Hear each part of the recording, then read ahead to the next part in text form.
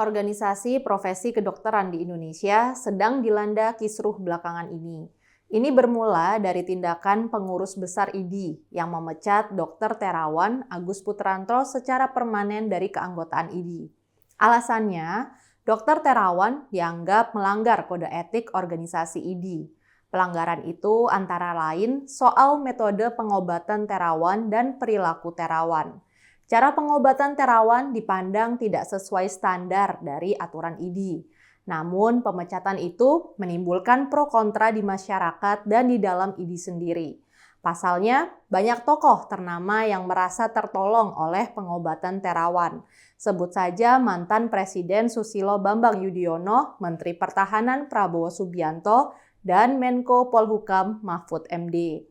Juga pengusaha Abu Rizal Bakri, Wakil Ketua DPR RI Agus Hermanto, dan banyak lagi. Meskipun cara pengobatan Terawan dikritik IDI, para mantan pasien Terawan tidak peduli. Mereka ramai-ramai membela Terawan, bahkan kalangan DPR RI pun ikut bersuara. Konflik itu di media sosial merembet ke hal-hal yang semakin tidak proporsional. Misalnya, warganet menuduh Ketua Umum PBID Adip Kumaydi terindikasi kadrun. Kadrun adalah julukan untuk kelompok oposan yang sering memainkan isu agama untuk kepentingan politik. Kebetulan Adip Kumaydi merangkap pelaksana Ketua Lembaga Kesehatan Majelis Ulama Indonesia. Dinamika terakhir muncul organisasi kedokteran baru yang dideklarasikan pada 27 April lalu. Namanya Persatuan Dokter Seluruh Indonesia atau PDSI. Pendiri PDSI adalah Brigjen TNI Purnawirawan, Dr. Jajang Edi Prianto. Jajang menjelaskan, berdirinya PDSI adalah untuk memenuhi hak warga negara Indonesia dalam berserikat dan berkumpul. Hak ini dijamin oleh Pasal 28 Undang-Undang Dasar 1945. Selaku konstitusi tertinggi di NKRI. Jajang Edi juga menegaskan deklarasi PDSI tidak terkait dengan pemecatan Dr. Terawan dari IDI. Namun PDSI membuka diri jika Dr. Terawan mau bergabung dalam PDSI. Kata Jajang, visi PDSI adalah menjadi pelopor reformasi kedokteran Indonesia yang menjunjung tinggi kesejawatan. Visi PDSI berwawasan Indonesia untuk dunia demi meningkatkan taraf kesehatan masyarakat. Jajang menegaskan organisasi PDSI berdiri terpisah dari IDI. Organisasi PDSI juga sudah punya ketetapan hukum dari Kemenkumham. Jadi, kata Jajang, PDSI resmi diakui oleh pemerintah dan berada di bawah Konsil Kedokteran Indonesia. Menanggapi perkembangan ini, Pengurus Besar IDI mengeluarkan surat edaran pada 28 April 2022. Surat edaran ini ditujukan kepada Ketua IDI Cabang, Ketua IDI Wilayah, Ketua Perhimpunan, dan Ketua Keseminatan.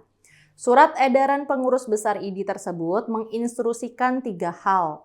Pertama, anggota IDI di seluruh Indonesia harus menjaga marwah organisasi dan etika profesi. Juga tidak terpancing isu-isu negatif yang dapat memecah belah kesolidan profesi dan internal organisasi. Kedua, menaati aturan perundangan yang berlaku ADART organisasi dan tata laksana IDI. Ketiga, tetap bersama dan bersatu dalam Ikatan Dokter Indonesia. Wakil Ketua Komisi 9 DPR Immanuel Melquiades Lakalena mengomentari perkembangan ini. Melki berharap PDSI dapat berhubungan baik dengan organisasi-organisasi kesehatan lainnya termasuk IDI. Melki mengatakan komunikasi baik antara PDSI dan IDI perlu dibangun, yakni untuk mendukung kepentingan ilmu pengetahuan, masyarakat luas kedokteran, dan kesehatan. Selain itu juga untuk perkembangan inovasi dan kemandirian kesehatan kedokteran di tanah air. Tetapi letak masalahnya sebetulnya bukan di situ.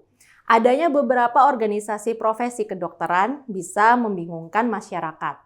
Profesi kedokteran beda dengan profesi lain. seperti advokat, jurnalis, atau buruh. Saat ini terdapat banyak organisasi advokat, organisasi jurnalis, dan serikat buruh. Namun, Undang-Undang Praktik Kedokteran dan 2 kali putusan Mahkamah Konstitusi mengesahkan IDI sebagai organisasi tunggal kedokteran. Hal itu ditegaskan Wakil Ketua Umum Pengurus Besar IDI Slamet Budiarto. Menurut Slamet, organisasi kedokteran harus tunggal karena menyangkut nyawa manusia dan untuk perlindungan masyarakat. Kata Slamet, di seluruh dunia, Medical Association hanya ada satu di setiap negara. Tetapi di sisi lain, politisi melihat secara berbeda. Melki yang adalah politikus Partai Golkar mengatakan Komisi 9 DPR akan memperhatikan seluruh aspirasi yang berkembang di kalangan dokter sesudah munculnya PDSI. Melki pun tidak menutup kemungkinan adanya revisi atas Undang-Undang Praktik Kedokteran. Revisi ini dilakukan bila sesuai dengan aspirasi masyarakat, pemerintah, maupun kalangan dokter. Menurut Melki, DPR RI akan mencermati apakah regulasi yang ada sudah cukup untuk mengakomodasi dinamika dan aspirasi yang berkembang tentang dokter. Atau mungkin ada semacam revisi atau perbaikan terkait dengan Undang-Undang Praktik Kedokteran. Menurut Melki, perbaikan ini dibutuhkan untuk mengatur atau menjadi payung bagi semua aspirasi masyarakat luas, pemerintah, dan tentu juga kalangan dokter. Melihat dinamika ini, tampaknya kisruh organisasi kedokteran masih akan berlanjut. Kita berharap kalangan dokter bisa mencari cara penyelesaian yang bijaksana. Jangan sampai kisruh di organisasi kedokteran justru merugikan masyarakat luas. Ayo, para dokter di seluruh Indonesia, bersatulah. Saya Rizka Putri, undur diri.